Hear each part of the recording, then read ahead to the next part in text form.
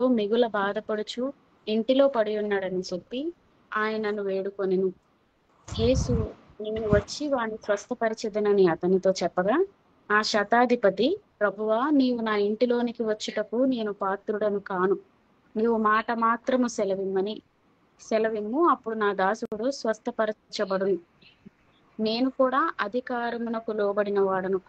నా చేతి క్రింద సైనికులున్నారు. నేను ఒకని పొమ్మంటే పోను, ఒకని రమ్మంటే వచ్చును. నా దాసుని ఈ పని చేయమంటే చేయును అని ఉత్తరమిచ్చెను. యేసు ఈ మాట విని ఆశ్చర్యపడి వెంట వచ్చుచున్న వారిని చూచి, ఇశ్రాయేలులో నేనెవనికైనను నేనింత విశ్వాసము ఉన్నట్టు చూడలేదని నిశ్చయముగా మీతో చెప్పుచున్నాను. చాలు అనేక చాలు ఇక్కడ వరకు చాలు. ఈ యొక్క మత్తయి సువార్తలో అనేకమైనటువంటి ఉపమానాలు దేవాతి దేవుని ద్వారా యేసుక్రీస్తు ప్రభు ద్వారా మనకి తెలిసే ఉన్నవి. అయితే ఈ యొక్క 8వ వచనంలో కూడా ఆయన కపెర్నహూములో ప్రవేశించిన తర్వాత ఒక శతాధిపతి దేవాతి దేవుణ్ణి అడుగుతూ ఉన్నాడు. యేసుక్రీస్తు ప్రభు వారిని అడుగుతూ ఉన్నాడు. వచ్చి ప్రభువా నా దాసుడు పక్షవాయువుతో మిగుల బాధపడుచు ఇంటిలో పడి ఉన్నాడని చెప్పి ఆయన వేడుకున్నాడు.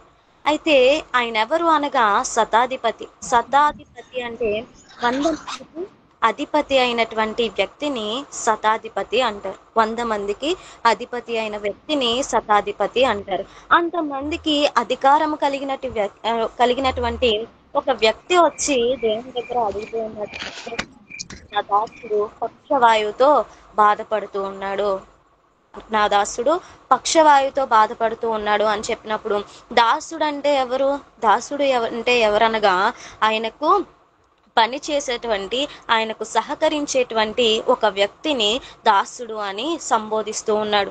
అయితే నా దాసుడు పక్షవాయువుతో మిగుల బాధపడుచు ఇంటిలో పడి ఉన్నాడని చెప్పి ఆయనను వేడుకొనగానే దేవుని దగ్గర అడగగానే యేసుక్రీస్తు ప్రభు వారు చెప్తూ ఉన్నారు, సరే యేసు ప్రభువా యేసు నేను వచ్చి వాని స్వస్థపరిచెదనని అతనితో చెప్పగా, యేసుక్రీస్తు ప్రభు వారు చెప్తూ ఉన్నారు ఏంటి అని అంటే, ఎవరైనా ఏదైనా అడిగినప్పుడు ఆయన చేయడానికి చాలా సిద్ధముగా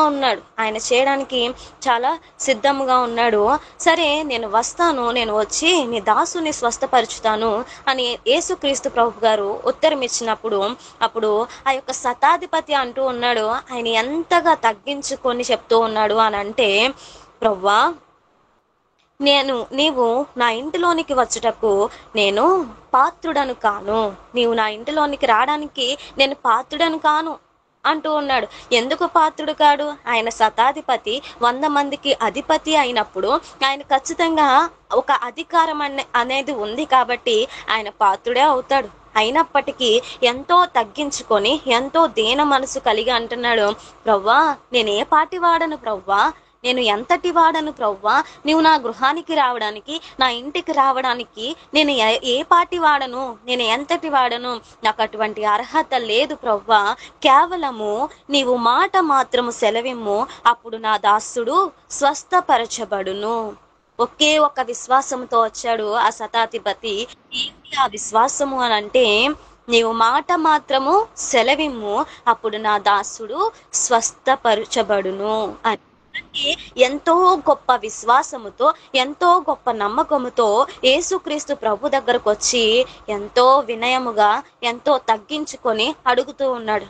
ఈ రోజున మనము కూడా చాలా మంది ఏంటంటే తగ్గించుకోలేని పరిస్థితిలో ఉంటూ ఉంటారు, వినయముగా ప్రవర్తించలేనటువంటి పరిస్థితిలో ఉంటూ ఉంటారు. మనం ఈ రోజున ఈ యొక్క శతాధిపతి గురించి విచారణ చేసినప్పుడు, శతాధిపతి గురించి మనం ఆలోచన చేసినప్పుడు ఆయన విషయంలో మనకి మూడు భాగాలు, 3 విషయాలు మనకి బాగా తెలుస్తూ ఉన్నాయి. ఒకటి ఏంటి అని అంటే తన దాసుని ప్రేమించడం. మొదటిగా ఏంటి అని అంటే తన దాసుని ప్రేమించడం. నిజమే, ఇంటిలో తల్లిదండ్రులను ప్రేమించలేనటువంటి వారు అనేక మంది ఉన్నారు, లేదా సహోదరులను ప్రేమించలేనటువంటి వారు ఉన్నారు, లేదా బంధువులను ప్రేమించలేనటువంటి వారు కూడా ఉన్నారు. కానీ శతాధిపతి తన కుటుంబస్తుల కోసం కాదు, తన దాసుని కోసం వచ్చి అడుగుతూ ఉన్నాడు, ప్రవ్వా నా దాసుడు పక్షవాయువుతో బాధపడుతున్నాడు, అని దాసుని మీద ప్రేమతో తన దాసునికి ఉన్నటువంటి పక్షవాయువు తొలగిపోవాలని, అతడు స్వస్థత పొందుకోవాలని ఎంతో ప్రేమ కలిగి ఎక్కడికి వెళ్ళాడు అంటే యేసుక్రీస్తు ప్రభు దగ్గరికి వెళ్ళాడు. అంటే ప్రేమ ఉంది కాబట్టే, ప్రేమ కలిగి ఉన్నాడు కాబట్టే యేసుక్రీస్తు ప్రభు దగ్గరికి వచ్చాడు. యేసుక్రీస్తు ప్రభు దగ్గరికి రావడానికి కూడా కారణం ఏంటంటే, మొదటిగా తన యొక్క దాసుని మీద ఉన్నటువంటి ప్రేమ, రెండవదిగా దేవుని యందు ఉన్నటువంటి నమ్మకము, విశ్వాసము. దేవుని యందు ఉన్నటువంటి నమ్మకం, విశ్వాసము మొదటిగా దాసుని మీద ఉన్నటువంటి ప్రేమ. నిజమే, ఈ యొక్క శతాధిపతి విషయంలో దాసుని మీద ప్రేమను మనం చూస్తూ ఉన్నాము, దేవుని యందు నమ్మకమును, విశ్వాసమును మనం చూస్తూ ఉన్నాము. మూడవదిగా ఏంటి అని అంటే, అతడు శతాధిపతి అయినప్పటికీ కూడా ఏమంటున్నాడంట, నీవు నా ఇంటికి రావడానికి, నా ఇంటిలో నీవు వచ్చి ఉండడానికి నేను ఎంత మాత్రమును పాత్రుడను కాను అంటూ ఉన్నాడు. అంటే అయ్యా, నేను ఎంతో తగ్గించుకొని వచ్చాను ప్రభువా అని దాని అర్థం. అంటే ఎంతో తగ్గించుకొని అడుగుతూ ఉన్నాడు. ఒకటి ప్రేమను కనపరుస్తుంది, ఒకటి దేవుని యందలి విశ్వాసమును కనపరుస్తుంది, మూడవదిగా ఆయనకు లోబడినటువంటి జీవితము కనిపిస్తూ ఉంది, విధేయత కనిపిస్తుంది, తగ్గింపు కనిపిస్తుంది. ఈ మూడు అంశాలు కూడా ఆ యొక్క శతాధిపతిలో మనకి కనిపిస్తూ ఉన్నాయి. చాలా సార్లు చాలా మంది ఆ యొక్క వీటన్నిటిని కూడా కోల్పోతూ ఉంటారు. తల్లికి బాగాలేనప్పుడు కానీ, తండ్రికి బాగాలేనప్పుడు కానీ, కుటుంబంలో ఎవరికి బాగోకపోయినా దేవుని దగ్గరకు వచ్చి ప్రార్థించే మనుషులు బహు తక్కువ మంది. దేవుని దగ్గరికి వచ్చి ప్రార్థించే మనుషులు లేరు.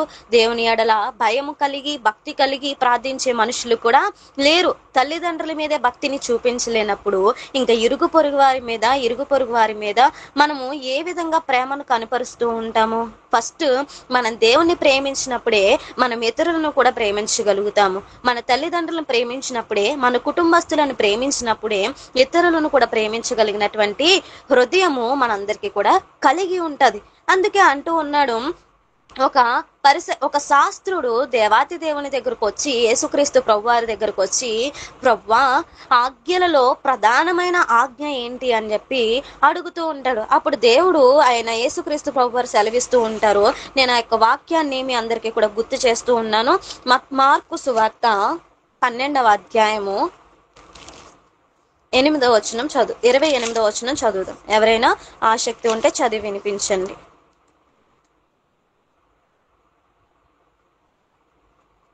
మార్కు సువార్త 12వ అధ్యాయము 28వ వచనం నుంచి చదువుదాం.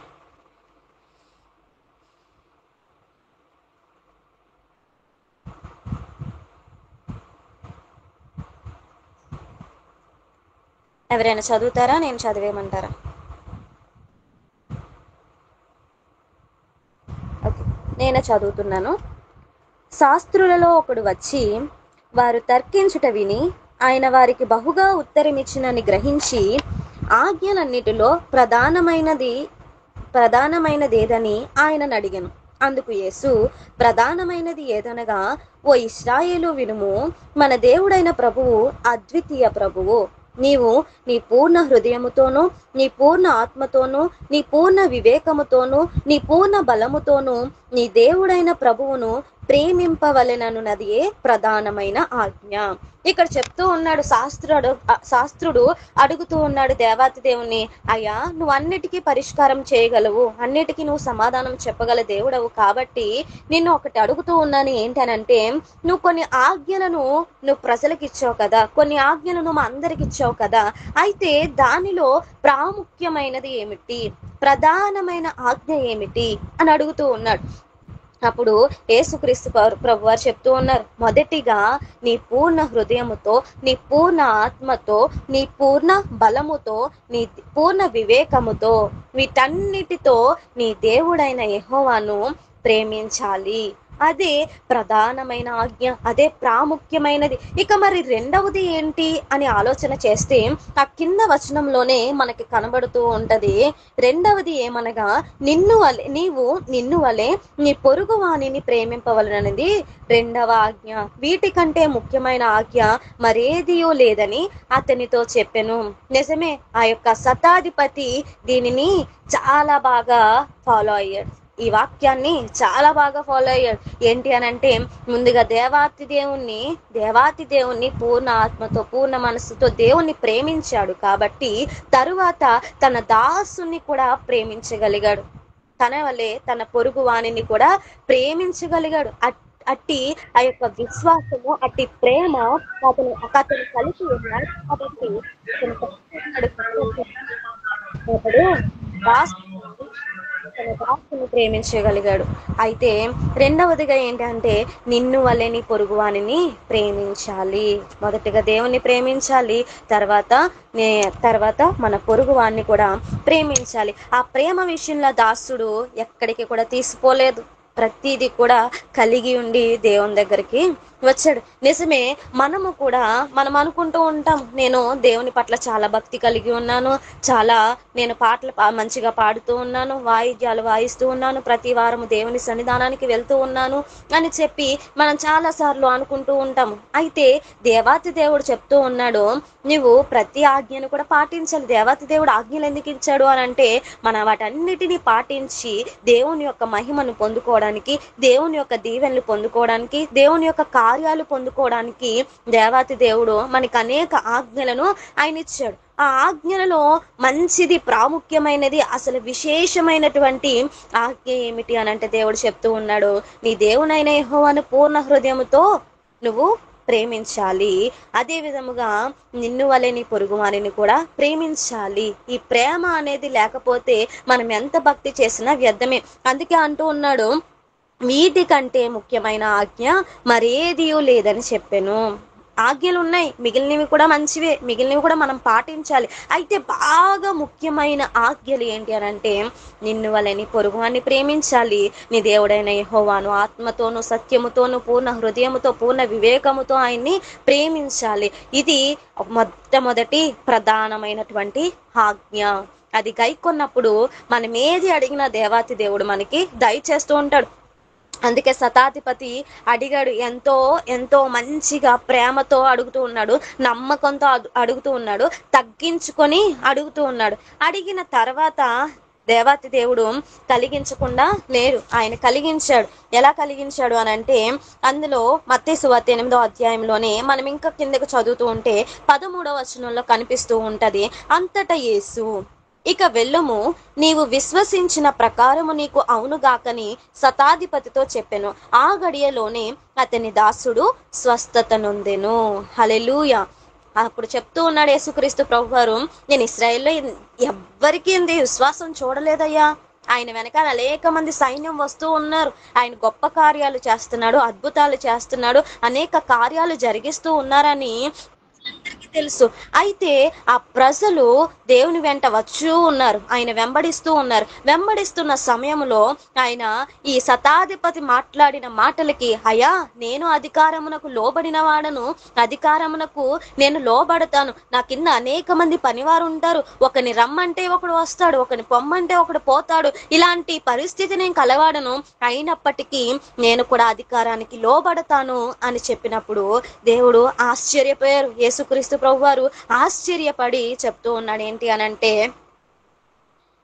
ఇంకా నీవు వెళ్ళుము, ఇశ్రాయేలులలో నేను ఎవరికి ఇంత విశ్వాసం ఉన్నట్టు చూడలేదు, ఇశ్రాయేల్లో నేను ఎవ్వరికి కూడా చూడలేదు ఇంత విశ్వాసం ఉన్నట్టు అని గొప్ప సాక్ష్యాన్ని దేవాతి దేవుడు ఆ ప్రజలందరి ఎదుట తెలియపరుస్తూ ఉన్నాడు. అంత విశ్వాసాన్ని చూసి దేవాతి దేవుడు ఎంతో ఆశ్చర్యపడి ఒకే ఒక మాట చెప్తూ ఉన్నారు ఏంటంటే, ఇక నీవు వెళ్ళుము, నీవు విశ్వసించిన ప్రకారముగానే నీకు అవును గాక అని శతాధిపతితో చెప్పెను. ఆ గడియలోనే అతని దాసుడు స్వస్థత నొందెను. హల్లెలూయా. ఏ గడియలోనంట? ఆ గడియలోనే, వెంటనే ఎప్పుడైతే ఈ మాటను పలికాడో అప్పుడే దేవాతి దేవుడు చెప్తూ ఉన్నాడు, ఆ గడియలోనే తన దాసుడు స్వస్థత నొందెను. స్వస్థత పొందుతాడు అని రాయబడలేదు ఇక్కడ, ఆల్రెడీ స్వస్థత పొందేశాడు అని రాయబడింది. నిజమే, మనము కూడా ఆ యొక్క శతాధిపతిలాగా పొరుగువాని మీద ప్రేమను కలిగి, భక్తిని కలిగి, దేవుని మీద నమ్మకము కలిగి, తగ్గించుకొని దేవునికి లోబడి అడిగినప్పుడు దేవాతి దేవుడు మన పట్ల కూడా ఆయన కార్యాలు చేస్తూ ఉంటాడు. మనం అడిగిన వాటన్నిటిని కూడా ఆయన దయచేస్తూ ఉంటాడు. అయితే మొదటిగా మనకు కలిగి ఉండవలసింది ప్రేమను మనం కలిగి ఉండాలి. దేవుని పట్ల ప్రేమను కలిగి ఉండాలి. మన దాసుల పట్ల మన పొరుగు వాని పట్ల మనం ప్రేమను కలిగి ఉండాలి. ఇంకా మనం చూసుకున్నట్లయితే రెండవది ఏంటి అనగా దేవుని యందు నమ్మకముతో శతాధిపతి వచ్చాడు. దేవుని యందు నమ్మకంతో వచ్చాడు. అదే నమ్మకముతో దేవుని యొద్ద నుంచి ఆ యొక్క స్వస్థతను తన దాసుని కొరకు పొందుకున్నాడు. అయితే మనం అనుకోవచ్చు, నేను దేవుని చాలా బాగా నమ్ముతూ ఉన్నాను, ఎన్నో సంవత్సరాల నుంచి నేను దేవుని నమ్ముతూ ఉన్నాను, అయినప్పటికీ నాకు ఎటువంటి కార్యాలు జరగట్లేదు, నాకు ఎటువంటి మేలులు జరగట్లేదు అని చాలా మంది నిరుత్సాహపడేవారు ఉంటారు, నిరాశ చెందే వాళ్ళు ఉంటారు. అయితే దేవుడు అంటూ ఉన్నాడు ఏంటి అని అంటే, యెహోవాకు అసాధ్యమైనది ఏదైనా ఉన్నదా? యెహోవాకు అసాధ్యమైనది ఏదైనా ఉన్నదా? దేవునికి అసాధ్యమైనది ఏది కూడా లేదు. భూమిలో ప్రతీది కూడా, ఈ యొక్క లోకములో ప్రతీది కూడా, అది చిన్నదైనప్పటికీ పెద్దదైనప్పటికీ దేవునికి అసాధ్యమైనది కాదు, సాధ్యమే. ప్రతి ఒక్కటి కూడా దేవాతి దేవునికి సాధ్యమై ఉన్నది. ఎంతో గొప్ప దేవుడు మన దేవుడు. భూమికి పునాది వేసినటువంటి దేవుడు, ఆకాశాన్ని నిర్మించినటువంటి దేవుడు, నిన్ను నన్ను సృష్టించినటువంటి దేవుడు, ఒక మట్టి బొమ్మకు ఊపిరి పోసి ఒక మనిషిగా చేసినటువంటి గొప్ప దేవుడు మన దేవుడు. మన దేవునికి అసాధ్యమైనది ఏది కూడా లేదు. అసాధ్యమైనది ఎన్నటికి లేనే లేదు. అందుకే అంటూ ఉన్నాడు, యెహోవాకు అసాధ్యమైనది ఏమైనా ఉన్నదా? ఈ మాటను ఎప్పుడు సంబోధించారు అని అంటే, దేవాతి దేవుడు ఈ మాటను ఎప్పుడు సంబోధించారు అని అంటే, ఆది కాండములో సారాతో మాట్లాడుతూ ఉన్నారు, అబ్రహాముతో మాట్లాడుతూ ఉన్నారు. అయ్యా, నిన్ను జనములకు తండ్రిగా చేస్తాను అబ్రహాము, నిన్ను అనేక జనములకు తండ్రిగా చేస్తాను అని చెప్తూ ఉన్నప్పుడు సారమ్మ ఏమనుకుంటుందంటే, నేనేమో ముసలిదానని, వృద్ధురాలని అయిపోయాను, నా శరీరం ఒడిగిపోయింది, నా గర్భం ఒడిగిపోయింది, నా భర్త ముసలివాడైపోయాడు, ఇదేంటి ఈ సమయంలో దేవాతి దేవుడేంటి ఈ రీతిగా మాట్లాడుతూ ఉన్నాడు, నేను పిల్లల్ని కనడం ఏంటి అని చెప్పేసి ఆమె ఎంతో నవ్వుకుంటూ ఆమె ఆలోచన చేస్తూ ఉంది. అప్పుడు అబ్రహాముతో దేవాతి దేవుడు అంటూ ఉన్నాడు ఏమనంటే, ఓ అబ్రహామా, నీ భార్య అనుకుంటూ ఉంటుంది, నా శరీరం ఒడిగిపోయింది, నా భర్త ముసలివాడైపోయాడు, నేను పిల్లల్ని కనడానికి నాకేమన్నా బలం ఉందా అని నవ్వుతుంది. నువ్వే చెప్పు, యెహోవాకు అసాధ్యమైనది ఏదైనా ఉన్నదా? నిజమే, దేవునికి అసాధ్యమైనది ఏది కూడా లేదు. సారమ్మ ముసలిది అయిపోయినప్పటికీ దానికి యవ్వన బలాన్ని ఇచ్చి కుమారుణ్ణి కలిగించాడు. యవన బలాన్నిచ్చి ఒక గర్భఫలాన్ని ఆమెకు కలిగించాడు. అంత గొప్ప దేవుడు. వృద్ధురాలైనటువంటి ఆ యొక్క సారమ్మకే గర్భాన్ని ఇచ్చిన దేవుడు మనము చేసే పనులకు, మనం చేసే ప్రార్థనకి, మన యొక్క పెద్ద అవసరతలైనా చిన్న అవసరతలైనా ఏదైనప్పటికీ అంత గొప్ప కార్యాన్ని చేసిన దేవుడు మన కార్యాలను చేయడానికి ఆయన సరిపోడా? ఖచ్చితంగా ఆయన మన కార్యాలు కూడా చేస్తాడు. ఆయనకు అసాధ్యమైనది ఏది లేదు అనుకుంటూ ఉంటారు. ఆయన ఎప్పుడు చేశాలే, మనకి ఎప్పుడు పొందుకున్నాములే, మనం పొందుకున్నట్టే, లేదా ఇంకా ప్రార్థన చేసి విసిగిపోయిన వాళ్ళు అనేక మంది ఉంటూ ఉంటారు. వాళ్ళ కోసం దేవుడి రోజున మాట్లాడుతూ ఉన్నాడు. మీరు కూడా ఈ యొక్క జాయిన్ అయినటువంటి బిడ్డల్లో చాలా మంది అలానే అనుకుంటూ ఉంటారు. విశ్వాసాన్ని కోల్పోయిన రోజులు కూడా ఉన్నాయి, నిరాశ చెందినటువంటి రోజులు కూడా ఉన్నాయి. అయితే శతాధిపతి దేవుని మీద నమ్మకముతో వెళ్ళాడు. ఆ శతాధిపతి దేవుని మీద నమ్మకంతో, నా దాసుడు స్వస్థత పొందుకుంటాడు, నేను దేవుని దగ్గరికి వెళ్ళి ఆయన మాట పలికితే నా దాసుడు స్వస్థత పొందుకుంటాడని నమ్మకముతో వెళ్ళాడు. కాబట్టి ఆ నమ్మకానికి తగినటువంటి ఆ యొక్క ఆశీర్వాదాన్ని, దీవెనని పొందుకున్నాడు. నిజమే, ఈ రోజున మనము కూడా, యవన బిడ్డలమైన మనము కూడా, దేవుని బిడ్డలమైన మనము కూడా దేవుని యందు నమ్మకముతో ముందుకు వెళ్ళినప్పుడు, నమ్మకముతో దేవుని యొద్దకు వెళ్ళినప్పుడు, ఆయన యొద్ద మనం అడిగినప్పుడు ఆయన ఖచ్చితంగా మనకు దయచేస్తాడు, ఆయన కలిగిస్తూ ఉంటాడు. ఈ రోజున దేవుడు నీతో కూడా మాట్లాడుతున్నాడు, యెహోవాకు అసాధ్యమైనది ఏమైనా ఉన్నదా? నా ప్రియ సహోదరి, మీరందరూ అనుకోవచ్చు, నేను చాలా కోల్పోయాను, నేను నిరాశ చెందుతూ ఉన్నాను, మీరెన్ని చెప్పినప్పటికీ నేను వినలేను అని చాలా మంది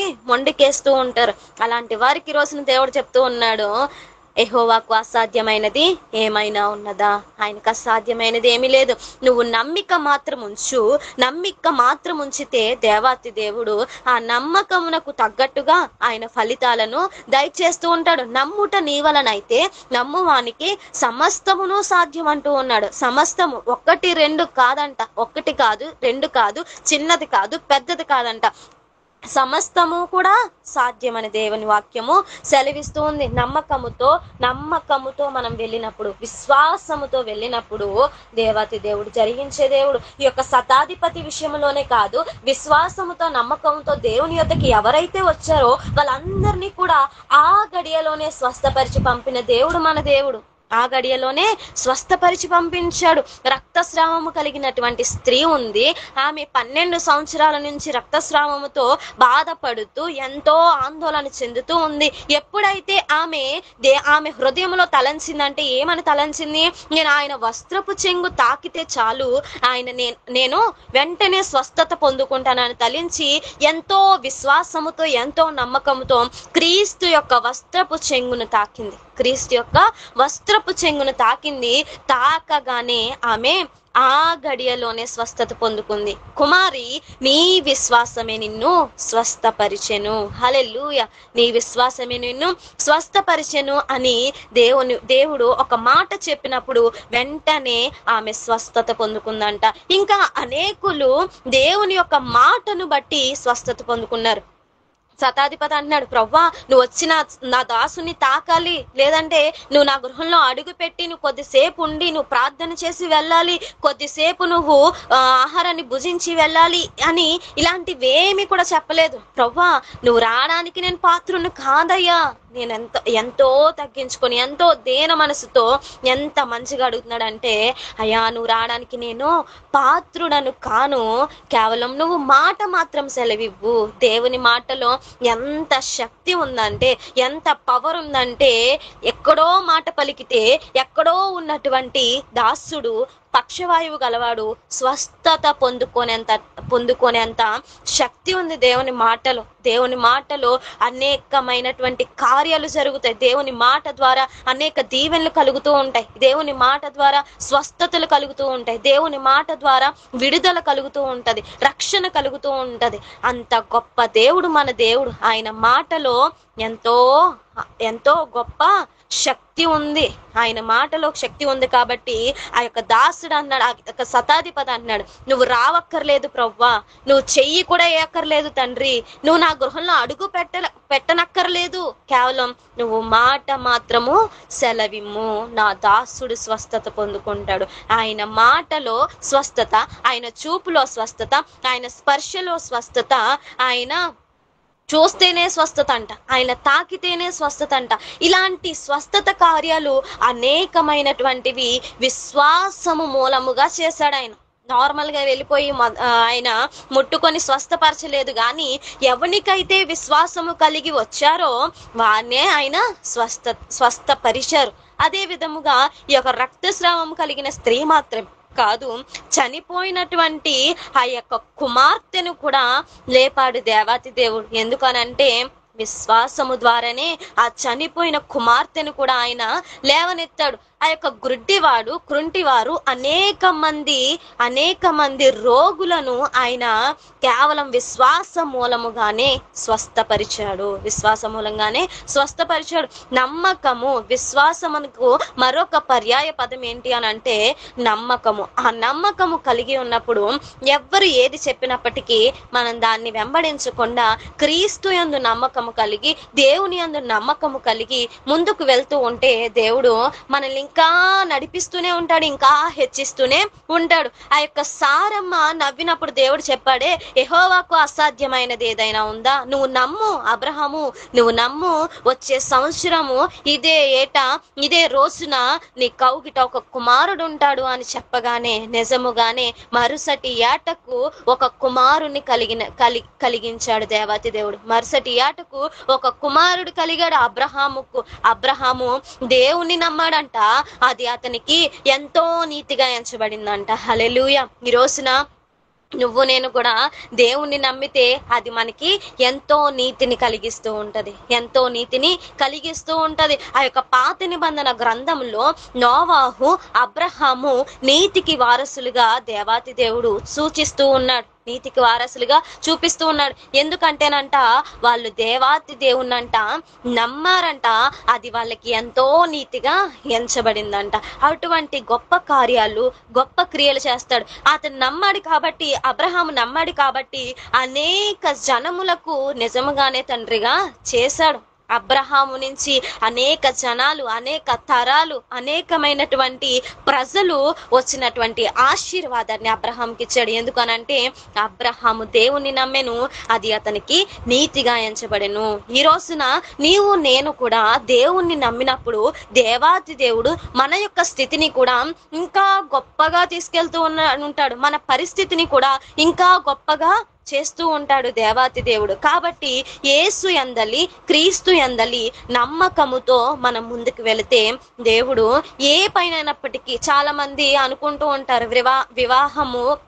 వివాహము కాలేదని ఆందోళన చెందేవారు ఉంటారు, ఇంకా గర్భఫలము రాలేదని బాధపడేవారు ఉంటారు, ఉద్యోగాలు రాలేదని బాధపడేవారు ఉంటారు, ఇంకా అనేక మంది మేము పొందుకోలేదు అని ఆందోళన చెందేవారు అనేక మంది ఉంటారు. దేనికి కూడా మనం భయపడనక్కర్లేదు, ఆందోళన చెందక్కర్లేదు, నిరాశ పడక్కర్లేదు. ఎందుకనంటే దేవాతి దేవునికి అసాధ్యమైనది ఏది కూడా లేదు. హల్లెలూయా. దేవాతి దేవునికి అసాధ్యమైనది ఏది లేదు. ప్రతి ఒక్కటి కూడా దేవుడు దయచేయగల దేవుడు మన దేవుడు. ప్రతి ఒక్కటి కూడా మనం అడగగానే ఇచ్చే దేవుడు మన దేవుడు. శతాధిపతి అడిగిన వెంటనే తన దాసుడు స్వస్థత పొందుకున్నాడు, కేవలం నోటి మాట ద్వారా. దేవుడు కూడా మన జీవితాల్లో కూడా ఆయన ఒక మాటను పలకాలి. ఏంటి అని అంటే, నీకేదైతే లోటు ఉందో, నీకేదైతే ఆపదుందో, ఆ ఆపద విషయంలో, ఆ లోటు విషయంలో దేవాతి దేవుని నుంచి ఒక నోటి మాట పలకాలి. ఏంటనంటే, నీకున్న రోగములు స్వస్థత కలగాలి, నీకున్న అప్పులు తీరిపోవాలి, నీకున్నటువంటి బాధలు తొలగిపోవాలి, నీకు రక్షణ కలగాలి. ఇలాంటివన్నీ దేవుని యొక్క నోటి నుంచి ఒక్క మాట వస్తేనంట క్షణములో మన యొక్క పరిస్థితి మారిపోతుంది. క్షణంలో దేవాతి దేవుడు మన యొక్క పరిస్థితిని మార్చేస్తాడు, మన యొక్క స్థితిని ఆయన మార్చగల సమర్థుడు. అయితే ఈ యొక్క శతాధిపతిలో ఈ యొక్క ప్రేమను గురించి మనము బోధించుకున్నాము. ఇంకా రెండవదిగా నమ్మకము గురించి కూడా మనం మాట్లాడుకొని ఉన్నాము. ఇంకా మూడవదిగా ఏంటి అని అంటే, ఏంటండి, తగ్గింపు కలిగినటువంటి జీవితము, దేవునికి లోబడినటువంటి జీవితము, వినయము, విధేయత, తగ్గింపు, లోబడినటువంటి జీవితము ఆ యొక్క శతాధిపతి కలిగి ఉన్నాడు. ఈ రోజున శతాధిపతికి మనకి చాలా తేడా ఉంది. శతాధిపతికి మనకి ఎంతో తేడా ఉంది. మనము సామాన్యులము. ఆ యొక్క శతాధిపతి అంటే 100 మందిని పరిపాలించేటువంటి ఒక మనిషి, ఒక 100 మందిని పరిపాలించేటువంటి ఒక మనిషి ఇవన్నీ చేస్తున్నాడంటే అది ఎంతో ఆశ్చర్యం. అందుకే దేవాతి దేవుడు కూడా ఆశ్చర్యపడ్డాడంట. ఏమని? యేసు ఈ మాట విని ఏసే ఆశ్చర్యపడ్డాడు. ఎందుకంటే ఎవ్వరికి కూడా అంత విశ్వాసం చూడలేదంట దేవాతి దేవుడు. అతడు శతాధిపతి అయి ఉన్నాడు, అయినప్పటికీ ఇంత విశ్వాసం కలిగి ఉన్నాడు ఏంటబ్బా అని ఆయన ఎంతో ఆశ్చర్యపడ్డాడంట. నిజమే, మన పరిస్థితితో పోల్చుకుంటే ఆయన పరిస్థితి ఎంతో ఉన్నతమైనది, ఒక ఉన్నతమైన పరిస్థితిలో ఉన్నాడు. అయినప్పటికీ తగ్గించుకొని దేవుని దగ్గరకు వచ్చి ఎంతో వినయంగా అడుగుతూ ఉన్నాడు. నా ప్రియ సహోదరి, ఈ రోజున నువ్వు ఆ శతాధిపతిలాగా తగ్గించుకొని ఉన్నావా? ఆ శతాధిపతిలాగా వినయముతో దేవుణ్ణి అడుగుతూ ఉన్నావా? శతాధిపతిలాగా ఆ యొక్క తగ్గింపు కలిగినటువంటి జీవితంతో నువ్వు కలిగి ఉన్నావా? ఆ శతాధిపతిలాగా నేను పాత్రుడని కాదు ప్రభువా అనేవారు ఉన్నారా? చాలా మంది దైవజనులు గృహాలకు వెళ్తూ ఉంటారు, ఆ యొక్క బిలీవర్స్ హోమ్ కి వెళ్తూ ఉంటారు. వెళ్ళినప్పుడు ఈ పాస్టర్ గారు అస్తమాను వచ్చేస్తున్నారు, లేదంటే ఈయనేంటి మన ఇంటికి వచ్చారు అని చిరాకు పడే వాళ్ళు ఉంటారు, తిట్టుకునే వాళ్ళు ఉంటారు. కానీ ఇతను అన్నాడు, ఈ యొక్క శతాధిపతి, ప్రవ్వా నువ్వు నా ఇంటికి రావడానికి నేను ఏ పార్టీ వాడను ప్రవ్వా, నేను ఏ పార్టీ వాడను, నేను ఎంతటి వాడను, నాకు అంత యోగ్యత లేదు, అంత అర్హత లేదు. అంటూ ఉన్నాడు ఆ యొక్క శతాధిపతి. అంటే ఎంత మంచిగా దేవాతి దేవునికి లోబడి ఉన్నాడు, ఎంత మంచిగా వినయము కలిగి ఉన్నాడు, ఎంత విధేయత కలిగి ఉన్నాడు. దైవజనులు వస్తే తిట్టుకునే పరిస్థితిలో ఉన్నారు ఈ రోజుల్లో విశ్వాసులు. కానీ ఆ రోజున శతాధిపతి చెప్తూ ఉన్నాడు, నేను పాత్రుడను కాదు ప్రభువా, నేను పాత్రుడను కాదు, నేను యోగ్యుడని కాదు, నువ్వు మాట మాత్రం సెలవి, నువ్వు నా గృహంలోనికి రావక్కర్లేదు, నువ్వు మాట మాత్రం సెలవి అని చెప్పి ఎంతో తగ్గించుకొని ఎంతో వినయముతో ఆయన అడుగుతూ ఉన్నాడు. ఆ వినయముతో అడిగినందుకు గాను దేవాతి దేవుడు అంటున్నాడు, ఇక నువ్వు వెళ్ళు, నీ దాసుడు స్వస్థత పొందుకుంటాడు. ఈ రోజున నువ్వు కూడా వినయము కలిగి, విధేయత కలిగి, తగ్గింపు కలిగి దేవుని దగ్గర అడుగు, ప్రభువా నాకు ఈ బాధ ఉంది, నాకు ఈ సమస్య ఉన్నది, నాకు ఈ వేదన ఉన్నది, బాధ ఉంది, ఈ రోగం ఉంది అని చెప్పి దేవుని దగ్గర నువ్వు నేను కూడా వినయముతో, పశ్చాత్తాపంతో, తగ్గింపు కలిగి మనం శతాధిపతిలాగా దేవుని దగ్గర వేడుకుంటేనంట దేవుడు కూడా మనతో చెప్తాడు, అమ్మ తల్లి ఈ రోజు నీ సమస్య తీరిపోతుంది, అమ్మా ఈ రోజు నన్ను విశ్వసించిన రీతిగానే నీ యొక్క కార్యాలు జరుగుతాయి అని దేవాతి దేవుడు ఈరోజు మనతో మాట్లాడుతూ ఉన్నాడు. నీ తగ్గింపు కలిగినటువంటి జీవితము నిన్నెక్కడికో తీసుకెళ్తూ ఉంటది, ఎంతో హెచ్చింప చేస్తూ ఉంటది. మనందరికీ తెలిసిన ఒక వాక్యం ఏంటంటే, తన్ను తాను తగ్గించుకున్నవాడు హెచ్చింపబడును. నిజమే కదా, తన్ను తాను తగ్గించుకున్నవాడు హెచ్చింపబడతాడు. శతాధిపతి అతనికి అవసరమే లేదు, తన కుటుంబస్తుడు కాదు, తన యొక్క బంధువుడు కాదు, తనకి రక్త సంబంధియే కాదు, అయినప్పటికీ రక్త సంబంధి కాకపోయినప్పటికీ ఎవరో ఒక పనివాని కోసము అడుగుతూ ఉన్నాడు, గోజాడుతూ ఉన్నాడు, ఒక పనివాని కోసం గోజాడుతూ ఉన్నాడు. ఈ రోజున నీ రక్త సంబంధి అయినటువంటి తల్లి కోసము కూడా గోజాడలేని స్థితిలో ఉన్నాం. రక్త సంబంధమైనటువంటి తండ్రి కోసము కూడా ప్రార్థించలేనటువంటి స్థితిలో ఉన్నాం. నిజమే, అనేక మంది అదే స్థితిలో ఉన్న తల్లిదండ్రులను చూడడానికి కూడా ఆ యొక్క వంతులు వేసుకుంటూ ఉన్నారు. రక్త సంబంధమే, రక్తము పంచుకొని మనల్ని కన్నారు, అయినప్పటికీ కూడా వారి కోసము ఏమి చేయట్లేదు, కనీసం ఒక ప్రార్థన కూడా చెయ్యట్లేదు. అటువంటి స్థితిలో ఉన్నాం. కానీ ఆ శతాధిపతి ఆ స్థితిలో లేడు. ఎవరు కూడా అడిగేవారే లేరు. శతాధిపతి వెళ్ళి, అయ్యా నువ్వెందుకు వెళ్ళలేదు యేసుక్రీస్తు దగ్గరికి, నువ్వెందుకు స్వస్థత కలిగించమని నువ్వు ఎందుకు అడగలేదు అని ఒక ప్రశ్నించే మనిషి కూడా శతాధిపతి ఎదుట నిలబడలేడు. అయినప్పటికీ కూడా ఎవరో ప్రశ్నిస్తారని, ఎవరో అడుగుతారని, ఎవరో ఏదో చేస్తారని చెప్పి ఆలోచించలేదు. కానీ దేవుడు చెప్తూ ఉన్నాడు కదా, ఆ యొక్క శాస్త్రులు అడిగినప్పుడు దేవుడు ఏం చెప్పాడు, ఆజ్ఞలన్నిట్లో ప్రాముఖ్యమైనది నిన్ను వలె నీ పొరుగు అని ప్రేమించవలెననిది ప్రధానమైన ఆజ్ఞ. ఆ ఆజ్ఞను మైండ్ లో పెట్టుకొని శతాధిపతి ఆ యొక్క మాటను ఆ యొక్క మైండ్ లో పెట్టుకొని ఆ యొక్క దాసుని ఎంతగానో ప్రేమించాడు, దేవుని మీద నమ్మకంతో వెళ్ళాడు. మూడవదిగా ఎంతో వినయముతో, విధేయతతో తగ్గించుకొని ఆయన అడుగుతూ ఉన్నాడు. తగ్గించుకొని అడగడానికి అసలు ఆయనకి సంబంధం ఏముంది? ఆయనకి సంబంధం ఏమీ కూడా లేదు. అతను ఎవరో పొరుగువాడు, ఇంట్లో వాడు కాదు, రక్త సంబంధి కాదు. నా ప్రియ సహోదరి, ఈ రోజు నీ వాక్యం ఎందుకు చెప్తూ ఉన్నానంటే, మీ అందరితో నేను దీన్ని ఎందుకు పంచుకుంటూ ఉన్నానంటే, ఈ రోజుల్లో అనేక మంది కుటుంబాల కోసం ప్రార్థించలేని స్థితిలో ఉన్నారు. అంటూ ఉంటారు, మా నాన్న మాకేది సంపాదించలేదు, మా అమ్మ నాకేది తెచ్చి పెట్టలేదు, మా పాటలు మేము పడుతున్నాం, మా తిప్పలు మేము పడుతున్నాము అని ఇరుగు పొరుగు వారితో చెప్పేవాళ్ళు చాలా మంది ఉన్నారు. అలా ఎందుకు ఉంది, ఆ పరిస్థితి ఎందుకు కలిగింది అని ఆలోచన చేసి, అయ్యో నా తండ్రి పరిస్థితి ఈ రీతిగా ఉన్నదే, నా తల్లి పరిస్థితి ఈ రీతిగా ఉన్నదే, నా తండ్రికి ఆరోగ్యం లేదే, సంపాదించడానికి ఆ యొక్క బలము లేదే అని మోకరించి ప్రార్థించే ఒక వ్యక్తి కూడా లేడు ఈ రోజుల్లో. తల్లిదండ్రుల కోసము ప్రార్థించే వ్యక్తులు లేరు. తల్లిదండ్రుల కోసము దేవుని యొక్క మార్గములో నడిచే వాళ్ళు కూడా లేరు. ఎందుకనంటే చాలా మంది, మా అమ్మ అది చేయలేదు, మా నాన్న ఇది చేయలేదు అని తల్లిదండ్రుల మీద నిందలు వేస్తూ ఉన్నారు. నీ తల్లి అయినా నీ తండ్రి అయినా ఎవరైనప్పటికీ నీ రక్త సంబంధులు కాబట్టి వారి కోసము మనం ప్రార్థన చేయాలి, వారి కోసము మనం దేవుని ఎదుట అడిగినప్పుడే మన కుటుంబ పరిస్థితి మారిపోతూ ఉంటది. మన కుటుంబ పరిస్థితిని ఇంకా మెరుగు చేస్తూ ఉంటాడు దేవాతి దేవుడు. అయితే యాకోబు పత్రికలో ఒక వాక్యం రాయబడింది. ఏంటి అని అంటేనంట, మనకు వచ్చే బాధలన్నీ కూడా ఎందుకు వస్తూ ఉంటాయి అని అంటే, లేదా మనం పరీక్షించడానికి, లేదంటే ఆ యొక్క అపవాది శోధనలు అయి ఉండాలి. ఒకటి మనం పరీక్షించడానికి అయి ఉండాలి, ఇంకొకటి అపవాది శోధనలు అయి ఉండాలి. అయితే ఆ యొక్క అపవాది శోధనలు వచ్చినప్పుడు చాలా మంది కృంగిపోతూ ఉంటారు. నిజమే, ఆ సమయంలో మనం ప్రార్థించడానికి కూడా ప్రార్థన చేయలేనటువంటి పరిస్థితి కలిగి ఉంటారు. కొంతమంది ప్రార్థన చేయలేనటువంటి స్థితిలో ఉంటారు. ఎందుకంటే ఆ యొక్క కష్టం అలాంటిది, ఆ పరిస్థితి అలాంటిది, ఆ శోధన అలాంటిది, కాబట్టి ప్రార్థించలేని సమయము వస్తూ ఉంటదన్నమాట. అయితే ఆ సమయము గురించి దేవాతి దేవుడు ఒక మాటని జ్ఞాపకం చేస్తూ ఉన్నాడు. ఏంటి అని అంటేనంట, అపవాదిని ఎదిరించుడి, దేవాతి దేవునికి లోబడాలంట. యాకోబు పత్రిక 4వ అధ్యాయము 7వ వచనంలో మనం చూసుకున్నట్లయితే ఈ యొక్క వాక్య భాగం కనబడుతుంది. కాబట్టి దేవునికి లోబడి ఉండుడి, అపవాదిని ఎదిరించుడి, అప్పుడు వాడు మీ యొద్ద నుండి పారిపోవును. కాబట్టి మీరందరూ కూడా దేవునికి లోబడి ఉండండి, అపవాదిని ఎదిరించండి.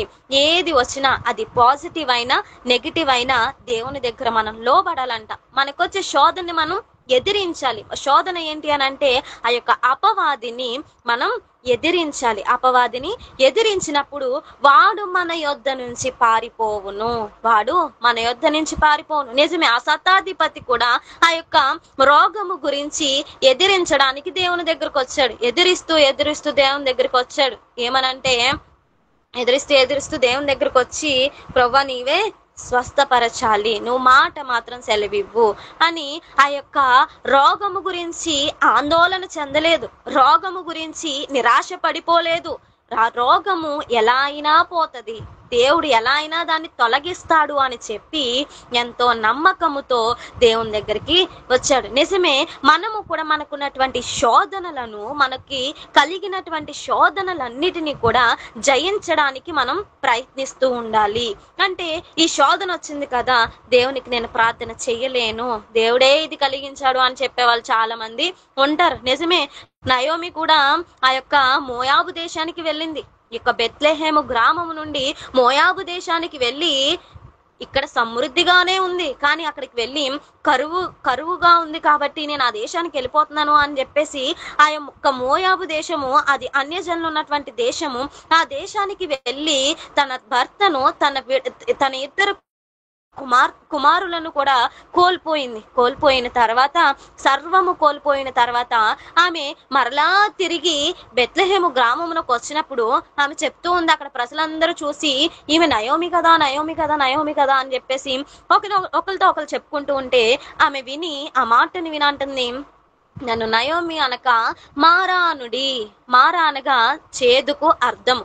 నన్ను నయోమి అనక మారానుడి, నేను సర్వశక్తుడు నాకు కీడు కలుగజేస్తాడు, సర్వశక్తుడు నాకు కీడు కలుగజేస్తాడు అంటుంది. ఈ రోజులో మనం కూడా అదే పరిస్థితిలో ఉన్నాం. మనకి ఏదైనా రోగము కలిగింది అని అంటే, ఏదైనా బాధ కలిగింది అంటే, ఏదైనా సమస్య వచ్చి పడింది అని అంటే, వీటన్నింటిని బట్టి మనం ఒకే ఒక మాటను చెప్తూ ఉంటాం. ఏంటంటే, దేవుడు నాకు కీడు చేశాడు, దేవుడు నాకు నష్టాన్ని కలిగించాడు అని అలనాడు నయోమి మాట్లాడిన రీతిగా ఈ రోజున కూడా అనేక మంది మాట్లాడుతూ ఉన్నారు. అంటే మంచి జరిగితే దేవుడు చేశాడు, చెడు జరిగినా దేవుడే చేశాడు అనే రీతిగా మాట్లాడుతూ ఉన్నాడు. అయితే నయోమి అంటుంది, నన్ను నయోమి అనకండమ్మా, నేను సమృద్ధి గలదాననై వెళ్ళి తిని రిక్తురాలిగా దేవుడు నన్ను రాచేశాడు, రిక్తురాలిగా నన్ను తిరిగి తీసుకొచ్చాడు దేవుడు అంటుంది. దేవుడు వెళ్ళమని చెప్పలేదు, ఆమె సమృద్ధిగా వెళ్ళలేదు, కరువు కలిగిందని వెళ్ళినది. కరువు కలిగిన తర్వాత వెళ్ళింది, మళ్ళీ అక్కడ అంతా కోల్పోయి వచ్చిన తర్వాత ఏమంటుందంటే, సర్వశక్తుడే నాకు కీడు కలిగి చేశాడు, నేను సమృద్ధిగా వెళ్ళాను, దేవుడు నన్ను రిక్తురాలిగా తీసుకువచ్చాడు. ఎంత అబద్ధ సాక్ష్యము చెప్తూ ఉంది అనంటే నయోమి. నిజంగా ఈ రోజుల్లో కూడా నయోమి లాగా చెప్పే వాళ్ళు అనేక మంది ఉన్నారు. ఏమ్మా, ఇంకా మీ అమ్మాయికి పెళ్లి కాలేదా, మీ అమ్మాయికి అమ్మాయికి ఇంకా ఉద్యోగం రాలేదా, మీ అమ్మాయి మీరు ఇంకా ఇల్లు కట్టుకోలేదా అని చెప్తూ ఉన్నప్పుడు, అడుగుతూ ఉన్నప్పుడు చాలా మంది చెప్తారు, దేవుడు మాకెక్కడ చేస్తాడు పనులు, దేవుడు మాకెక్కడ కలిగిస్తాడు కార్యాలు, దేవుడు మాకెక్కడ కలిగిస్తాడు, మా దేవుడు మమ్మల్ని ఎక్కడ దీవిస్తాడు అని చెప్పేవాళ్ళు అనేక మంది ఉన్నారు. అంటే నయోమి లాగా మాట్లాడే వాళ్ళు అనేక మంది ఉన్నారు. కానీ శతాధిపతి అలా వెళ్ళలేదు. అది మంచైనా చెడైనా దేవుడు చెయ్యగలడు, దేవుడు ఖచ్చితంగా చెయ్యగలడు. యేసు క్రీస్తు యొక్క ఒక మాట పలికితే నా దాసుడు స్వస్థత పొందుకుంటాడు అని ఎంతో నమ్మకముతో, ఎంతో విశ్వాసముతో అపవాదిని ఎదిరించడానికి యేసు క్రీస్తు దగ్గరికి వెళ్ళినప్పుడు ఆ విరోధి అయిన అపవాది ఎలా వెళ్ళిపోయిందంట, పారిపోయిందంట. యేసు క్రీస్తు ప్రభువారు ఒక మాట పలికిన తర్వాత, నీవిక వెళ్ళుము, నీవు విశ్వసించిన ప్రకారముగానే నీ దాసుడు స్వస్థత పొందుకుంటాడు అని పలికిన వెంటనే అపవాది అక్కడ నుంచి పారిపోయిందంట. ఆ యొక్క దాసుని యొద్ద నుంచి అపవాది పారిపోయింది, ఆ యొక్క స్వస్థత కలిగిపోయింది, రోగము వెంటనే వదిలిపోయింది. ఈ రోజు నా జీవితంలో కూడా దేవుడు ఒక మాటను పలకాలి.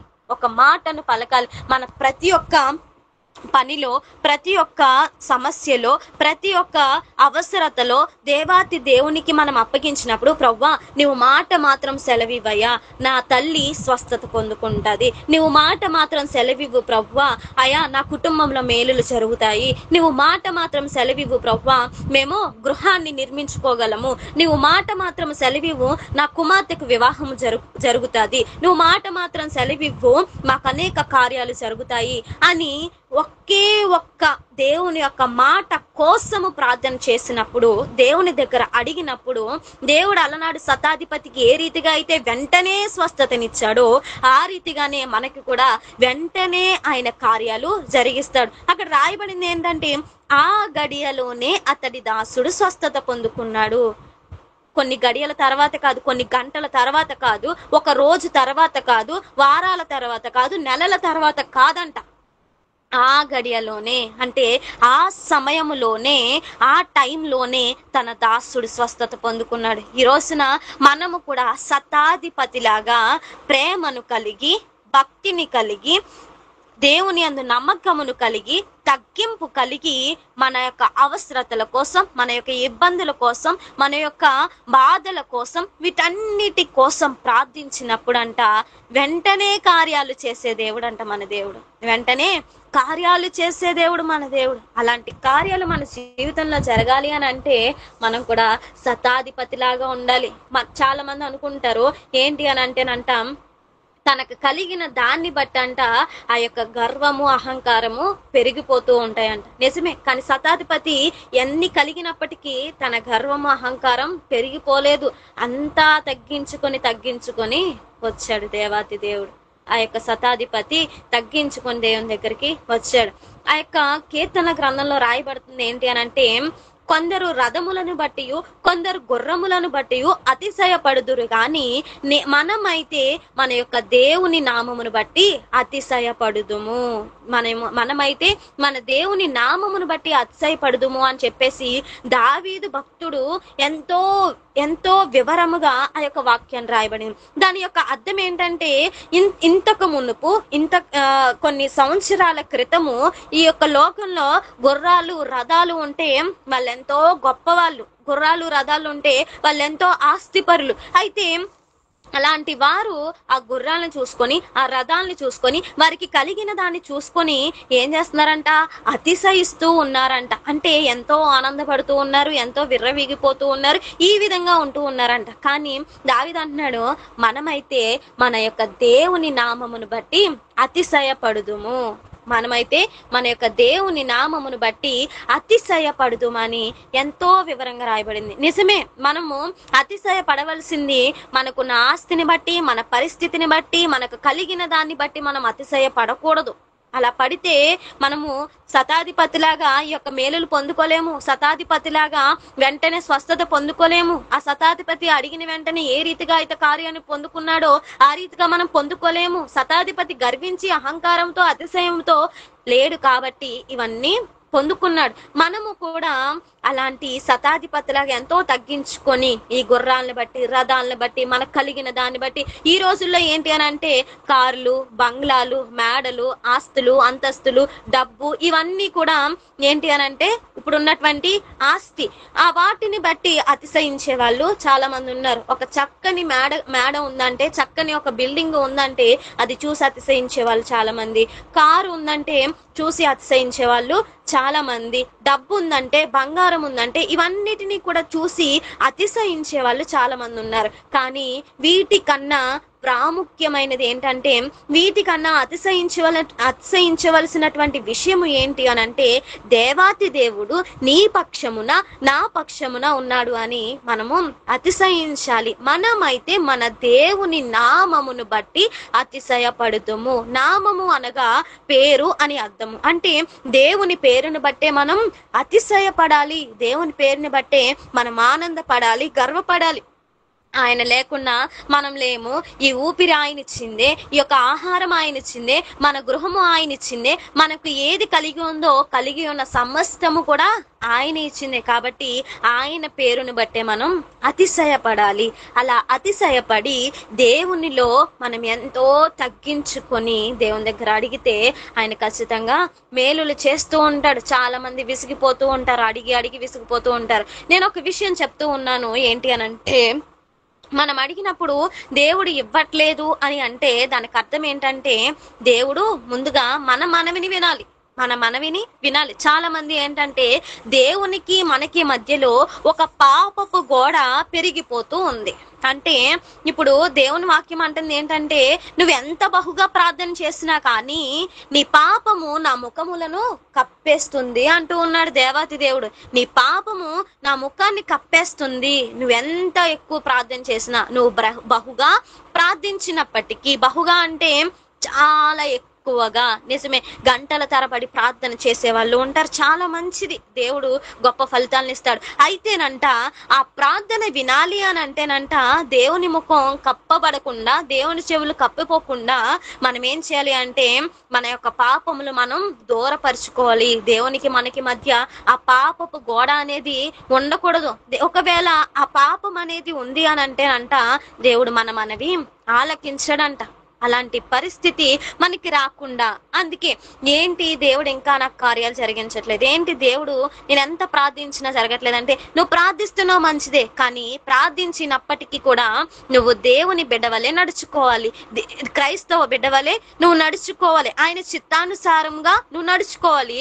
అప్పుడు దేవాతి దేవుడు నీ ప్రార్థన అంగీకరిస్తూ ఉంటాడంట. పాపం అంటే ఏంటో కాదు, ఆజ్ఞాతిక్రమమే పాపము. అందరికీ తెలిసిన విషయమే అది. ఆజ్ఞాతిక్రమమే పాపమని అనేక మంది అనేక విధాలుగా చెప్తూ ఉంటారు, నిజమే. కానీ దేవుడు అంటున్నాడు, నీ పాపములు నా ముఖాన్ని కప్పుతూ ఉన్నాయి, నా చెవులను కప్పేస్తూ ఉన్నాయి. నువ్వు బహుగా ప్రార్థించిన నీ ప్రార్థన నేను వినలేకపోతూ ఉన్నాను. నిజమే, మన దేవునికి మనకి మధ్య ఒక పాపపు అనే ఒక గోడ అడ్డుగా ఉంది. ఆ అడ్డు గోడను మనం ఎప్పుడైతే కూల చేస్తామో, ఎప్పుడైతే పడగొట్టేస్తామో, వెంటనే మన మాటలు, మన ప్రార్థన దేవునికి చాలా స్పష్టంగా వినిపిస్తూ ఉంటాయి. వెంటనే వినిపిస్తూ ఉంటాయి దేవునికి, ఎంతో స్పష్టముగా ఆయనకి వినబడుతూ ఉంటాయి మన మాటలు. అయితే దేవాతి దేవుడు ఒక్కటే చెప్తూ ఉన్నాడు, ఏంటి అని అంటే, నువ్వు ఆజ్ఞలలో ప్రధానమైన ఆజ్ఞను పాటించు. ఆజ్ఞను పాటిస్తే నువ్వు పాపం చేయలేనట్టే. అందుకే మరి దానికి అపోజిట్ గా చెప్తూ ఉన్నాడు, ఆజ్ఞ అతిక్రమమే పాపము. మరి ఆజ్ఞను పాటిస్తే పాపము చేయలేనట్టే కదా. కానీ అందుకే దేవాతి దేవుడు అంటున్నాడు, మన యొక్క ప్రార్థన దేవునికి వినబడాలి అని అంటే మన యొక్క పాపములు దేవునికి మనకి మధ్యలో అడ్డుగా ఉండకూడదు. ఆ అడ్డు గోడలను మనం పగలగొట్టి వాటిని కూల్చివేసి ప్రార్థన చేయాలి. అటువంటి పరిస్థితిలో మనం ఉన్నప్పుడు దేవుడు ఖచ్చితంగా మన ప్రార్థన వింటాడు. చాలా మందికి డౌట్ వస్తూ ఉంటది, నా ప్రార్థన దేవుడు వింటున్నాడా లేదా, నా ప్రార్థన నేను ఎంత ప్రార్థించినా దేవుడు ఎందుకు నాకు జవాబు ఇవ్వట్లేదు. ఎందుకు ఇవ్వట్లేదంటే నీ ప్రార్థన దేవుని దగ్గరికి వెళ్ళట్లేదు. పాపం అనేది మధ్యలో అడ్డుపడుతూ ఉంది. పాపం అనేది అడ్డుపడుతుంది. అందుకే మన ప్రార్థన దేవుని దగ్గరికి వెళ్ళట్లేదు. వెళ్ళాలి అని అంటే ఆ పాపపు గోడను తొలగించాలి. ఏ విధంగా తొలగించాలంటే ఆయన ఆజ్ఞలను పాటించినప్పుడు ఆ గోడ కూలిపోతూ ఉంటది. ఆ పాపం అనేది మన యొద్ద నుంచి తొలగిపోతూ ఉంటది. అప్పుడు దేవుడు మనకి అనేక విధాలుగా ఇంకా కార్యాలు చేస్తూనే ఉంటాడు. నీ ప్రార్థన వింటూనే ఉంటాడు. నువ్వెంత ప్రార్థన చేసినా అంత ప్రార్థన కూడా దేవాతి దేవుడు వింటూనే ఉంటాడు. అందుకే ఆ పాపమును, ఆ యొక్క ఆజ్ఞ అతిక్రమమును మనము కలిగి ఉండకుండా ఆజ్ఞను పాటించే వారిగా మనం ఉన్నప్పుడు దేవుడు మన యొక్క ప్రార్థన ఎంతో స్పష్టముగా ఆలకించి మన యొక్క కార్యాలు జరిగిస్తూ ఉంటాడు. నిజమే. అయితే నా ప్రియ సహోదరి, నేను ఇంకొక వాక్యాన్ని మీకు గుర్తు చేసి ముగిస్తూ ఉంటాను. 1వ యోహాను పత్రిక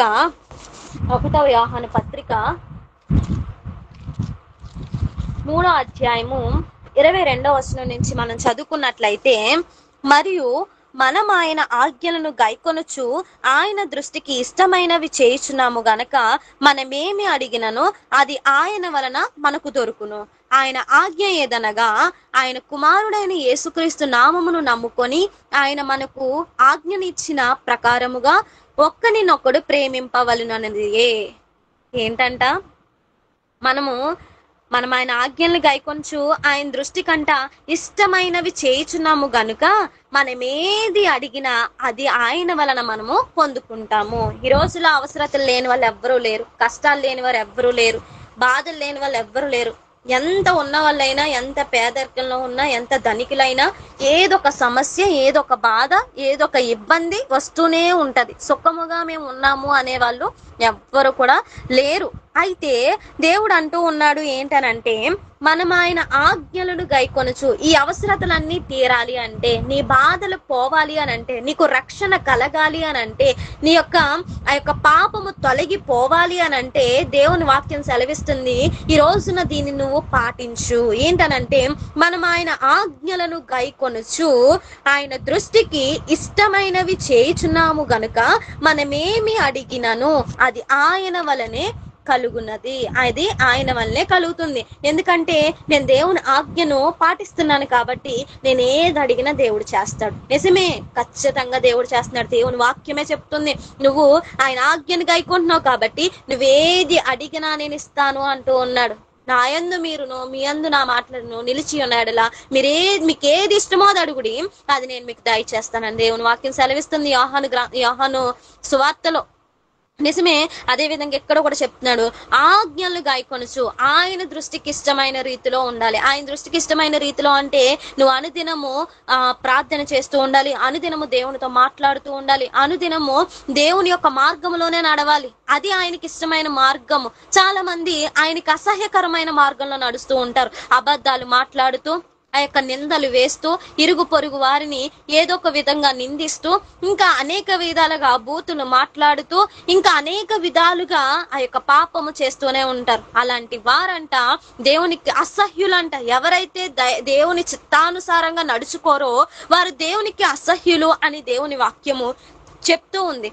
అయితే ఆ యొక్క ఆజ్ఞలను మనం గైకొన్నప్పుడు ఆయనకి ఇష్టానుసారంగా మనం జీవించిన వారమై అవుతూ ఉంటాము. దేవుని అందలి భక్తి కలిగి ఉన్నప్పుడు ఆయనకి ఇష్టమైన వారిగా మనం కలిగి ఉంటూ ఉంటాము. అయితే ఒక్కవేళ మనం అసహ్యులం అయితేనంట దేవుడు మనకి చాలా దూరంగా ఉంటాడంట. ఎవరైతే ఆయనకి ఇష్టమైన వారిగా ఉంటారో వారికి చాలా దగ్గరగా దేవాతి దేవుడు ఉంటూ ఉంటాడంట. అయితే ఆయన దృష్టికి ఇష్టమైనవి చేయుచున్నాము కనుక మనం ఏది అడిగినా, ఇల్లు కాదు, ఇంకా స్థలమే కాదు, వివాహమే కాదు, ఉద్యోగమే కాదు, ఏది అడిగినా, చిన్నది కాదంట, పెద్దది కాదంట, తక్కువ కాదంట, ఎక్కువ కాదంట, ఏది అడిగినా ఇస్తాడంట. అమ్మ ఇదే ఇస్తాను, ఇంత మట్టుకే ఇస్తాను అని దేవుని వాక్యం సెలవివ్వట్లేదు. ఏది అడిగినా, అది ఎంత పెద్దదైనా, ఎంత ఖరీదైనా, ఏదైనప్పటికీ దేవాతి దేవుడంట ఆయన ఇష్టానుసారంగా నడుచుకున్న మనుషులకు ఇచ్చేస్తాడంట ఖచ్చితంగా. అయితే ఎలా ఇస్తాడు అని అంటేనంట, ఆయన ఆజ్ఞల్ని పాటించాలని ముందే ఆ యొక్క వచనంలో రాయబడి ఉంది. ఆయనకి ఇష్టానుసారంగా నడుచుకోవాలని కూడా రాయబడి ఉంది. అయితే ఆయన ఆజ్ఞ ఏదనగా ఆయన ఆజ్ఞ ఏమిటి అనగా, ఆయన కుమారుడైన యేసుక్రీస్తు నామమును నమ్ముకొని ఆయన మనకు ఆజ్ఞ ఇచ్చిన ప్రకారముగా ఒకరినొకడు ప్రేమించుకోవాలి, ఒకరినొకడు ప్రేమించాలి. అంటే నేను ముందుగా చెప్పాను కదా, ఆజ్ఞలో ప్రధానమైన ఆజ్ఞ ఏది అని అంటే, నిన్ను వలె నీ పొరుగువాన్ని ప్రేమించాలి, నీ దేవుడైన యెహోవాను ఆత్మతోను సత్యముతోను పూర్ణ వివేకముతోను పూర్ణ మనసుతోను పూర్ణ బలముతోను నువ్వు దేవుణ్ణి ప్రేమించాలి అన్నది ప్రధానమైన ఆజ్ఞ. రెండవది ఏంటంటే, నిన్ను వలె నీ పొరుగువాన్ని ప్రేమించాలి అని ముందుగానే మనము చదువుకున్నాము. అదే వాక్యము ఇక్కడ చెప్తూ ఉన్నాడు. నిన్ను వలె ఆయన ఆజ్ఞ ఇచ్చిన ప్రకారముగా ఒక్కనినొక్కడు ప్రేమించుకొనడమే కదా దేవుని యొక్క వాక్యము, దేవుని యొక్క ఇష్టము, దేవుని యొక్క ఆజ్ఞ కూడా అదే కదా. ఇవన్నీ పాటించినప్పుడు ఎందుకు దేవుడు చేయడం? నిజమే, చాలా మంది నటిస్తూ ఉంటారు, నామకార్థ క్రైస్తవుల వలె జీవిస్తూ ఉంటారు. అవసరతలకు వచ్చి మరలా అవసరం తీరిపోయిన తర్వాత వెళ్ళిపోయే క్రైస్తవుల వలె ఉంటారు. అట్టి రీతిగా కాదు, దేవుని వాక్యం సెలవిస్తూ ఉంది, నువ్వు దేవునికి ఇష్టమైన బిడ్డగా ఉండు, నువ్వేదైనా అడుగు నేను ఇచ్చేస్తాను, నువ్వేదైనా అడిగమ్మా నేను ఇచ్చేస్తాను అంటున్నాడు దేవుడు. ఎప్పుడంటే దేవునికి ఇష్టమైన రీతిగా ఉన్నప్పుడు. దేవుడు ఎలాంటిదైనా అది మనుషులకు సాధ్యం కాకపోవచ్చు, దేవాతి దేవునికి చిటికలో సాధ్యము, నిమిషంలో సాధ్యం ఆయనకి. అటువంటి గొప్ప దేవుడు మన దేవుడు. అటువంటి ఆజ్ఞలను మనం గైకొనాలి. ఆయన ఏమి చేయమనట్లేదు, నా కోసం నువ్వు రక్తం చిందించమ్మా అనట్లేదు, నా కోసం నీ ప్రాణాన్ని ఇమ్మని అడగట్లేదు. దేవాతి దేవుడు మన ప్రాణాలను అడగట్లేదు, మన రక్తాన్ని చిందించమనట్లేదు. దేవాతి దేవుడు అడిగేదల్లా ఒక్కటే, నిన్ను వలె నీ పొరుగువాన్ని ప్రేమించు. నీ దేవాతి దేవుడైన యెహోవాను ఆత్మతో సత్యముతో ఆయన్ని ప్రేమించు, పూర్ణ హృదయముతో పూర్ణ బలముతో నువ్వు ప్రేమించు. అదే దేవాతి దేవుడు అడుగుతున్నాడు, ప్రేమను అడుగుతూ ఉన్నాడు. ఆ ప్రేమను దేవునికి ఇచ్చినప్పుడు దేవుని యొక్క ప్రేమ ఎలా ఉంటదంటే అంతకు మించి అధికంగా వస్తూ ఉంటది. చూడండి, ఎవరైనా ఏదైనా గిఫ్ట్ ఇచ్చినప్పుడు మరలా రిటర్న్ గిఫ్ట్ ఇస్తూ ఉంటారు. ఏంటంటే ఏదో చిన్నగా ఇస్తూ ఉంటారు రిటర్న్ గిఫ్ట్. అంటే ఈలో ఒక మనుషులు ఏంటంటే వాళ్ళు పొందుకునేది ఎంత అనేది తెలియదు, కానీ వాళ్ళు ఇచ్చేది మాత్రం కొంత మాత్రమే ఉంటది, తక్కువగానే ఇస్తూ ఉంటారు రిటర్న్ గిఫ్ట్స్. కానీ మన దేవాతి దేవుడు మనం ప్రేమనిచ్చినప్పుడు రిటర్న్ అంతకు మించినటువంటి ప్రేమ ఇస్తాడంట, అంతకు మించినటువంటి ప్రేమనిస్తాడు. ఆ ప్రేమతో పాటుగా నీకు ఏది ఇష్టమో నువ్వేది అడుగుతావో దాన్ని ఆయన బహుగా బహుగా బహుగా ఇస్తూనే ఉంటాడంట. అంత గొప్ప దేవుడు మన దేవుడు. కాబట్టి ఈ రోజున మీరు విన్నటువంటి వాక్యములో నేను 4 అంశాల గురించి మాట్లాడాను. దాసుని శతాధిపతి వచ్చాడు, 100 మందికి అధికారైనటువంటి ఒక శతాధిపతి వచ్చాడు. మొదటిగా తన దాసుని ఎడల ప్రేమను కలిగి ఉన్నాడు. ఈ రోజున నువ్వు నేను కూడా మన దాసులేంటి, మన యొక్క పనివారేంటి, మన తల్లిదండ్రులేంటి, మన బంధువులేంటి, మిత్రులేంటి, ప్రతి వారి పట్ల ప్రేమను కలిగి ఉండాలి. క్రైస్తవునిగా అది మనకి చాలా ప్రాముఖ్యమైనటువంటి ఆజ్ఞ, చాలా ప్రధానమైనటువంటి ఆజ్ఞ అని దేవుని వాక్యమే ఈ రోజున సెలవిచ్చింది. కాబట్టి మనము శతాధిపతి వలె ప్రేమను కలిగి ఉండాలి. రెండవదిగా శతాధిపతి వలె దేవుని యందు నమ్మకమును కలిగి ఉండాలి. నీ పనులు జరగట్లేదని నిరాశ చెందవద్దు, నీ పనులు జరుగుతాయి అని నమ్మకం ఉంచు. దేవునికి అసాధ్యమైనది ఏదీ లేదు. ఆయన చిటికలో నీ పనులను చేస్తాడు, చిటికలో నీ కార్యాలను జరిగిస్తాడు. శతాధిపతి వలె నమ్మకముతో దేవుని వద్దకు రావాలి. మూడవదిగా ఏంటి అనంటే, శతాధిపతి వలె వినయము కలిగి లోబడి దేవునికి లోబడాలి. వినయము కలిగి విధేయత కలిగి దేవునికి మనం లోబడాలి.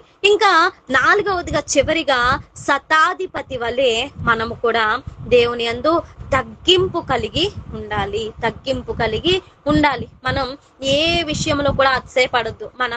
మన అతిశయం ఎప్పుడు కూడా దేవుని పేరును బట్టే ఉండాలి. దేవుని యొక్క పేరును బట్టే మన అతిశయము ఉండాలి. దేవుని నామములోనే మనం అతిశయపడాలి. ఇంకా దేని గురించి కూడా మనం పడకూడదు, దేని గురించి గర్వపడకూడదు. కేవలము తగ్గించుకొని మాత్రమే దేవుని వద్ద మనం నడుచుకోవాలి. ఇలా నడుచుకున్నప్పుడు అనేకమైన ఆశీర్వాదాలు పొందుకుంటూ ఉంటాడు. నువ్వు ఊహించలేనటువంటి కార్యాలు ఆయన చేస్తాడు. ఆయన మాట మాత్రం సెలవిస్తే రోగములు తొలగిపోతాయి, స్వస్థతలు జరుగుతాయి. మాట మాత్రం సెలవిస్తే నీ యొక్క బాధలు తొలగిపోతాయి. మాట మాత్రం సెలవిస్తే నీకు వివాహం జరిగిపోతుంది. మాట మాత్రం సెలవిస్తే నీకు ఉద్యోగం వస్తుంది. మాట మాత్రం సెలవిస్తే నువ్వు గృహాన్ని కట్టుకోగలవు.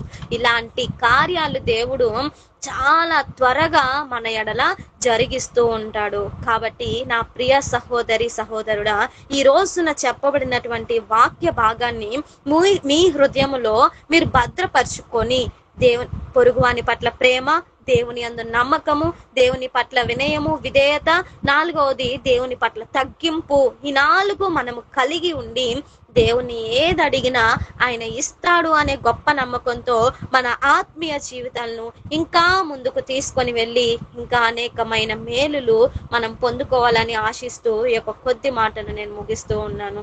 ఈ పరిశుద్ధ వాక్యాన్ని దేవుడు దీవించును గాక. ఆమేన్.